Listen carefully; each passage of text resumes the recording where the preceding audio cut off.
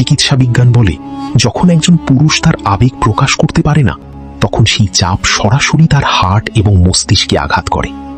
পুরুষরা কাঁদে না কারণ তারা শক্ত, বরং তারা কাঁদে না কারণ তাদের ছোটবেলা থেকেই ইমোশনাল রোবট হিসেবে বড় করা হয়।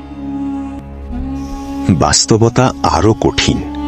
একজন পুরুষ ততক্ষণ কাঁদে না যতক্ষণ তার পিঠ দেয়ালে ঠেকে যায়। কল্পনা করুন সেই মানুষটিকে, যে সারা দিন রোদে পুড়ে কাজ করে শুধু তার সন্তানের মুখে হাসি ফোটাতে। সে যখন প্রতারিত হয়, যখন তার পকেট শূন্য থাকে, কিংবা যখন সে দেখে তার প্রিয় মানুষটি তাকে অযোগ্য মনে করে, তখন সে চিৎকার করে কাঁদতে চায়, কিন্তু পারে না, কারণ তাকে ঢাল হয়ে থাকতে হয়।